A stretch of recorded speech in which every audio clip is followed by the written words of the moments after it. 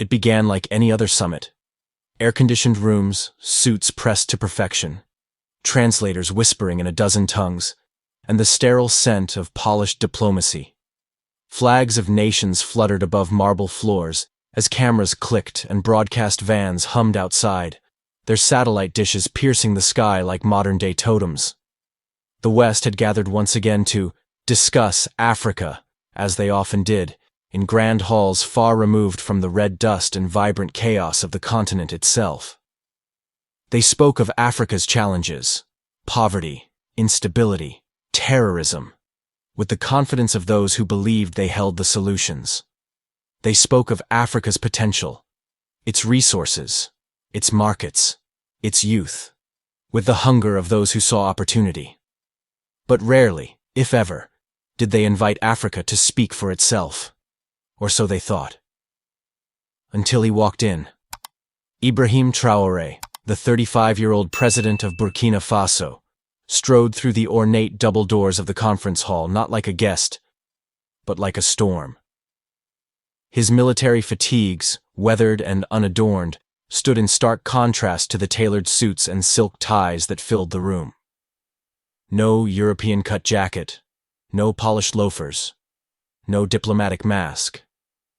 His uniform bore the marks of a man who had seen combat, who had walked through the fire of coups and crises, who had emerged not as a politician, but as a soldier of conviction.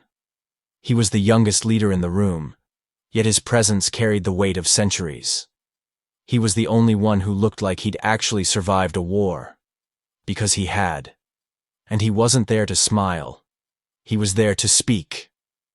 The room, filled with diplomats, donors, oil executives, and prime ministers, buzzed with the low hum of self-assured chatter. They were the architects of the global order, men and women from Paris, London, Washington, and Brussels, accustomed to shaping narratives and policies with the stroke of a pen or the nod of a head. They had come to this summit, hosted in a gleaming European capital, to discuss security and sustainable development in West Africa. It was a familiar agenda, one that had been recycled through countless conferences, white papers, and UN resolutions. They expected platitudes, polite requests for aid, and perhaps a few carefully worded critiques that could be easily ignored. They were not prepared for what was about to unfold. The moderator, a silver-haired economist from Geneva with a resume longer than most novels, adjusted his glasses and cleared his throat. "And now," he announced, his voice smooth as polished stone, "President Ibrahim Traoré of Burkina Faso will deliver remarks on the topic of security and sustainable development in West Africa." A ripple of mild interest passed through the audience. Some smirked, assuming they were about to hear another predictable speech from an African leader, grateful, deferential, perhaps a touch desperate. Others barely looked up from their notepads, scribbling notes or checking their phones. A few expected a vague diplomatic plea for more aid, more military assistance, more of the same empty promises that had defined the West's relationship with Africa for decades. But what they got instead was something else entirely. Something raw, unfiltered, and unforgettable. Traoré stepped up to the podium. No script, no teleprompter, just his voice, and the weight of generations behind it. He stood tall, his broad shoulders squared, his dark eyes scanning the room with the precision of a general surveying a battlefield. He locked gazes with ambassadors, presidents, and CEOs, one by one, as if measuring their worth. The air grew heavy, the chatter fading into an uneasy quiet. And then he began. "You've gathered here today to talk about security in Africa. Again." His voice was steady, deliberate, each word landing like a hammer on anvil. "You've flown in on private jets, dined on fine cuisine, discussed our poverty over expensive wine, and debated our futures without ever asking us to speak for ourselves. So allow me to speak now, not with the decorum of your halls, but with the fury of a continent that has been looted, betrayed, and silenced for far too long." A hush fell over the room, so profound it seemed to suck the air from the space. The translator in the glass booth above hesitated, her hands trembling as she scrambled to keep up. Journalists in the press gallery leaned forward, pens frozen mid-air. The live stream numbers on the giant screens outside the hall ticked upward. 10,000 viewers, then 50,000, then 100,000. This was no ordinary speech. This was something the world would never forget. "We are not your charity cases," Traoré continued, his voice rising with controlled intensity. "We are not your military bases, and we are not your puppets. For centuries, the West has come to Africa claiming to help, offering aid, offering salvation. And yet, after all your help, we are still dying, still starving, still begging for the crumbs from tables we helped build." A French diplomat in the front row shifted uncomfortably in her seat, her manicured fingers tightening around her pen. A British trade envoy coughed awkwardly, his face reddening. An American defense contractor glanced at his watch, as if hoping time would rescue him from the moment. But Traoré didn't blink. His gaze was unrelenting, his words cutting through the veneer of civility like a machete through underbrush. "You say you care about democracy," he said, his tone now laced with biting sarcasm. "You wave your flags of freedom, your constitutions, your elections. But when Africans choose leaders who resist your influence, who dare to prioritize their people over your profits, you call them dangerous. You sanction them. You isolate them. And sometimes, when your sanctions fail, when your isolation doesn't break us, you kill them." The room froze. The word "kill" hung in the air like a guillotine blade. Diplomats exchanged glances, unsure whether to be offended or afraid. The translator's voice cracked as she relayed the words into French, English, and German. The live stream numbers surged past 1 million. Hashtags began to trend. Number Traoré speaks. Number Africa Unchained. Number West Exposed. In newsrooms from Lagos to London, producers scrambled to interrupt regular programming. This was no longer just a speech. It was a global event. "Was Patrice Lumumba not elected?" Traoré pressed, his voice now a low growl, heavy with history. "Was he not the voice of a Congo, yearning to be free? But because he refused to bow to your interests, because he dared to dream of a Congo that controlled its own wealth, he was murdered. With your complicity. With your weapons. With your approval." He paused, letting the name linger. Lumumba, the Congolese prime minister assassinated in 1961, was a wound that had never healed, a symbol of Africa's stolen dreams. The older diplomats in the room, those who knew the history, shifted uncomfortably. The younger ones, raised on sanitized textbooks, looked confused. But Traoré wasn't done. "And Thomas Sankara," he continued, his voice swelling with pride and pain. "My predecessor, my hero, a man who fed the hungry, educated the children, and challenged the chains of your so-called aid. He was gunned down in Ouagadougou, betrayed by those who feared his vision of an Africa that stood tall. And who supported that betrayal? Who armed the traitors? Who stood by as Burkina Faso wept?" The French diplomat's face was now ashen. France's role in Sankara's 1987 assassination, though never officially confirmed, was an open secret in Africa, a scar passed down through generations. Traoré's words were not just accusations. They were a mirror held up to the West's hypocrisy, reflecting a truth too long buried. "And what of Muammar Gaddafi?" he asked, his voice now a blade, sharp and unyielding. "A man who built Libya into one of the richest nations in Africa, who dared to propose an African currency free from your control, an African Union with teeth. You called him a dictator, but your bombs didn't fall on his palace for the sake of democracy.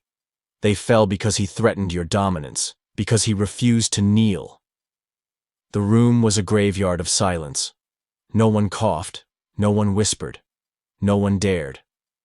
The weight of Traoré's words had stripped away the pretense, the polite fiction that the West's interventions in Africa were driven by altruism.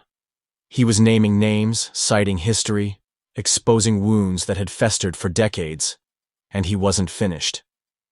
"You speak of fighting terrorism in the Sahel," he said, his tone shifting to one of cold precision.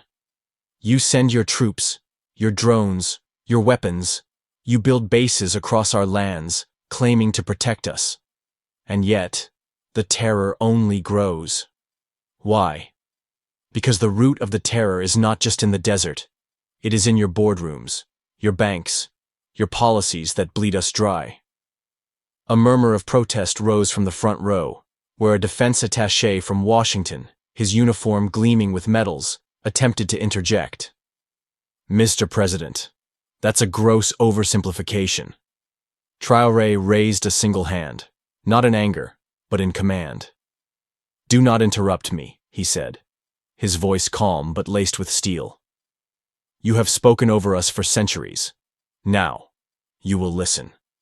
The attaché sank back into his seat, his face a mask of indignation and embarrassment. The hall fell into submission, the silence so thick it seemed to hum. Traoré's authority was absolute, not because of his title, but because of the truth he carried. He was not a politician playing a role. He was a man who had fought for his country, who had led a coup in 2022 to oust a government he saw as complicit in Burkina Faso's suffering. He was a leader who had walked through fire, and his words burned with that same intensity. We are not blind, he continued, his voice steady but now carrying a rhythmic cadence, like a drum beat calling a people to rise. We know how the game is played. You extract our gold, our oil, our uranium, our wealth, and in return, you sell us weapons, debt, and dependency. You lecture us on corruption, yet your companies are the ones paying the bribes. You preach transparency, yet your banks are the vaults where our stolen wealth is hidden. As he spoke, the massive screen behind him came to life, unprompted by any visible signal. Images flashed in rapid succession, each one a dagger aimed at the heart of Western complacency. Graphs showed the French grip on the West African CFA franc, a currency controlled from Paris that tethered African economies to European interests. Satellite photos revealed French military bases dotting the Sahel, their strategic locations suspiciously close to resource-rich regions. Statistics scrolled across the screen. Western companies owned 90% of Burkina Faso's gold exports, despite the country's grinding poverty. Leaked documents exposed European oil companies lobbying for land grabs in West Africa, displacing communities for profit. The audience was transfixed, some horrified, others mesmerized. The French diplomat's hands were now clasped tightly in her lap, her knuckles white. The British envoy stared at the screen, his face a study in forced neutrality. The American defense contractor whispered urgently to an aide, who began typing furiously on a tablet, but Traoré's voice cut through the rising tension like a clarion call. You call this partnership? He asked, his tone dripping with disdain. Number it is modern-day colonialism, wrapped in the polite language of development, trade, and UN resolutions. You speak of win-win deals, but we see the truth. You win, and we lose. Again and again. He paused, not for applause, but for effect. The silence was deafening, broken only by the soft hum of the air conditioning and the faint scribbling of journalists in the press gallery. The live stream numbers had climbed to 5 million, then 10. Social media platforms were ablaze, with users from Nairobi to New York sharing clips of the speech, their captions a mix of awe and defiance. He's saying what we've all been thinking. Africa is done being silent. The West is shook. You say we are unstable, Traoré continued, his voice now a low, resonant thunder. But who destabilized us? Who drew borders that made no sense, slicing through tribes and families to suit your colonial ambitions? Who armed both sides of our civil wars, profiting from our bloodshed? Who propped up dictators as long as they served your interests, only to abandon them when they outlived their usefulness? We are cleaning up the mess you left behind, and then you dare to judge us for the chaos? The screen behind him shifted again, this time showing historical maps, the arbitrary lines drawn at the 1884 Berlin Conference, where European powers carved up Africa like a cake, ignoring its peoples, cultures, and histories. Black and white photos followed. African soldiers conscripted to fight in Europe's wars, African farmers toiling on colonial plantations, African children staring blankly at missionary schools designed to erase their identities. Then, modern images, refugee camps swollen with the displaced, villages razed by conflicts fueled by foreign weapons, politicians shaking hands with Western CEOs while their people starved. The room was no longer a conference hall. It was a courtroom, and Traoré was both prosecutor and judge. His words were not just an indictment of the West. They were a call to account for centuries of exploitation, a demand for justice that resonated far beyond the marble walls of that European capital. By now, the world was watching. The live stream had gone viral, crashing servers in some regions as millions tuned in. In Ouagadougou, the capital of Burkina Faso, crowds gathered around televisions in markets and cafes, cheering as their young president spoke truths they had whispered for years. In Bamako, Mali, students poured into the streets, chanting his name. In Conakry, Guinea, elders nodded solemnly, seeing in Traoré the spirit of their own revolutionary heroes. And in the global diaspora, London, Paris, Atlanta, São Paulo, African descendants shared his words with a mix of pride and pain, recognizing the weight of a moment that belonged not just to Burkina Faso, but to the entire continent. "Let me be clear," Traoré said, his voice lowering into something even more powerful, a controlled, righteous fire. "This is not a cry for pity. It is a warning. Africa is waking up. The new generation is not afraid. We do not want your aid. We want our wealth. We do not need your troops. We need our sovereignty." He leaned forward, his hands gripping the podium, his eyes burning with conviction. "Every empire falls. Yours will too. Because the foundation of your power is built on lies, on blood, on theft, and we are no longer willing to pay that price." There it was, the line that would echo through history, the line that would be quoted in classrooms, carved into monuments, and carried in the hearts of millions. The day Ibrahim Traoré called out the West, and the world went silent. He let the silence stretch, not out of arrogance, but because silence was the truest measure of truth. The diplomats, the executives, the donors, they had no answer. They had built their world on the illusion that Africa would always be grateful, always submissive, always voiceless. But now, the voice was here, and it was roaring. "We are building new alliances," he said, his tone shifting to one of quiet resolve. "Not with colonizers disguised as partners, but with those who respect us as equals. We will trade in our own currencies, free from your control. We will protect our own resources for our own people. We will teach our children the truth, not your versions, not your lies." He paused, his gaze sweeping the room one last time, as if giving them a final chance to understand. "This is your last opportunity to stand with Africa as equals. If you cannot, then stand aside. Because the train of history is moving, and we will not wait for those who still see us as slaves." He stepped back from the podium. No applause followed. Just silence. A silence so profound it seemed to vibrate with the weight of what had just transpired. The moderators, visibly shaken, fumbled for words. The cameras stayed fixed, their lenses capturing every second of the moment. The live feed didn't cut, as if the technicians themselves were too stunned to act. Every viewer, every diplomat, every student, every citizen watching from their phones or televisions knew they had just witnessed something rare, not just a speech, not even just a reckoning, but a moment that tore open the script of the world order and set it ablaze. Traoré walked out as calmly as he had entered, his boots echoing on the marble floor. No selfies with dignitaries, no handshakes with reporters, no lingering for the post-speech pleasantries that defined such summits. He left behind only the trail of stunned silence and the weight of his words. Outside the hall, the world was anything but silent. In Ouagadougou, the streets erupted with pride. Young men and women danced in the markets, waving Burkina Faso's green, red, and yellow flag, chanting Traoré's name as if it were a battle cry. Elders gathered in village courtyards, their voices thick with emotion, as they recounted the days of Sankara, seeing in Traoré a rebirth of that revolutionary spirit. In Bamako and Niamey, protests swelled, not in anger but in hope, as students and workers quoted his speech word for word.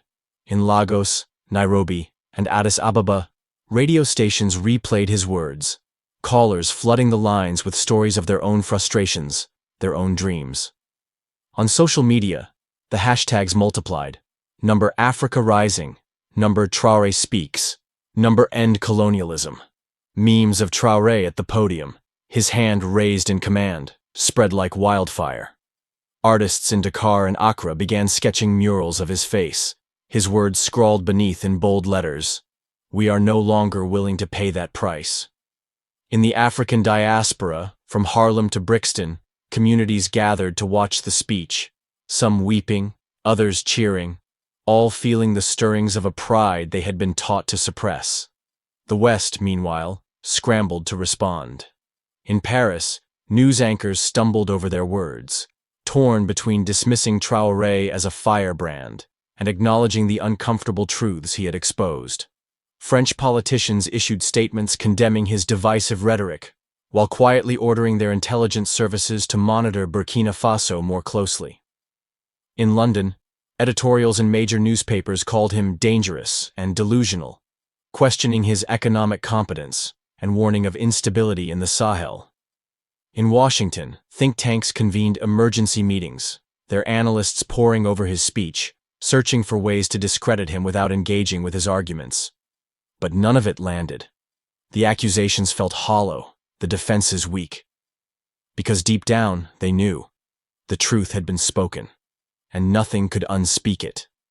African leaders, long accustomed to navigating the delicate dance of Western approval, began to shift. In private, some expressed admiration, even envy, for Traoré's courage. In public, a few began quoting him in their own parliaments, testing the waters of defiance. In Mali, the junta leader issued a statement praising Traoré's clarity of vision. In Niger, protesters carried banners with his words, demanding the expulsion of foreign troops. Across the continent, a new narrative was taking hold, not one of victimhood, but of agency, of power reclaimed. Burkina Faso, once dismissed as a poor, unstable nation, became a beacon overnight. Its gold mines, long controlled by foreign corporations, were now the subject of heated debate, with Traoré's government announcing plans to nationalize key industries. Its military, once reliant on Western aid, began forging ties with new partners: Russia, China, Turkey, nations that offered cooperation without the strings of neo-colonialism. Its youth, inspired by Traoré's words, flooded universities and training programs, eager to build a future free from foreign dominance. And Traoré himself? He was no longer just a president. He was a symbol. A captain who had risen from the ranks of soldiers to lead a nation, not with promises of wealth or power, but with a vision of dignity. A man who had looked into the eyes of empires and told them their time was up. His face appeared on T-shirts in Accra, on posters in Johannesburg, on phone wallpapers in São Paulo. His speech was translated into dozens of languages, from Swahili to Arabic to Portuguese, each version carrying the same fire. In the quiet halls of Paris, London, Brussels, and Washington, the silence persisted. Not out of respect, not even out of fear, but because when you've been exposed, when the mirror has been held up and your lies laid bare, there's nothing left to say. Only silence. And that silence was not a pause. It was the sound of an old world collapsing. A world built on exploitation, on the assumption that Africa would forever remain a resource to be plundered, a problem to be managed, a child to be patronized. But now, from the red soil of Africa, a new world was rising. A world where the exploited were reclaiming their power, where truth was no longer filtered through the lens of polite diplomacy, where a young man in military green could walk into a room of emperors and remind them that their empire was over. Forever. The day Ibrahim Traoré called out the West wasn't just a speech. It was a declaration, a reckoning, a beginning. It was the moment Africa's voice, long suppressed, roared into the global consciousness, demanding to be heard. And the world, whether it wanted to or not, was listening. In the weeks that followed, the ripples became waves. African nations began renegotiating contracts with Western companies, demanding fair terms or threatening nationalization. Regional blocs like ECOWAS and the African Union, long criticized for their inertia, faced growing pressure to prioritize African interests over foreign ones. New alliances formed, not in secret, but in defiance, as countries like Burkina Faso, Mali, and Niger deepened ties with non-Western powers, seeking partnerships based on mutual respect rather than exploitation. The West, for its part, struggled to regain its footing. Sanctions were proposed, then quietly shelved as analysts warned of backlash. Aid packages were announced, only to be met with skepticism from African leaders who had heard Traoré's words and seen the truth behind the West's generosity.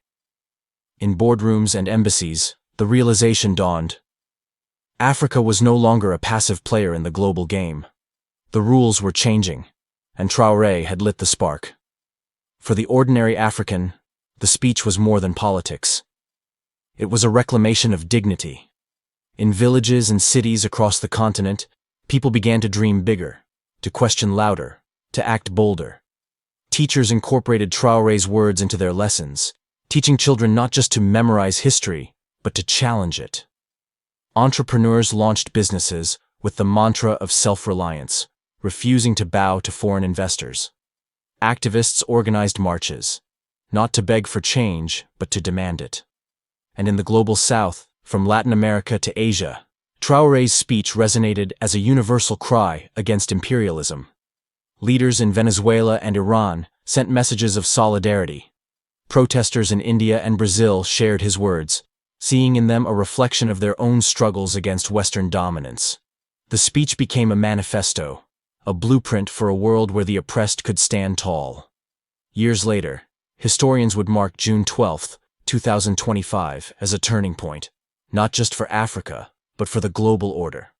They would write of Traoré's speech as the moment when the narrative shifted, when the voiceless found their voice, when the exploited began to reclaim their power. They would call it the day the empire began to crumble, not with bombs or revolutions, but with the unyielding power of truth. And in Burkina Faso, in the heart of the Sahel, the people would remember. They would tell their children of the young captain who stood before the world and spoke their pain, their pride, their dreams. They would teach them that silence could be a weapon, that truth could be a fire, and that a single voice, rooted in courage, could change the course of history. Because on that day, Ibrahim Traoré did not just call out the West. He called forth a new Africa, one that would no longer wait, no longer beg, no longer kneel, and the world, whether it was ready or not, would never be the same again. He didn't stutter, and neither should we. If that moment hit you deep, like this video, subscribe for more fearless breakdowns, and comment below with what you would have said to the West. Share this with your crew. Let the silence echo.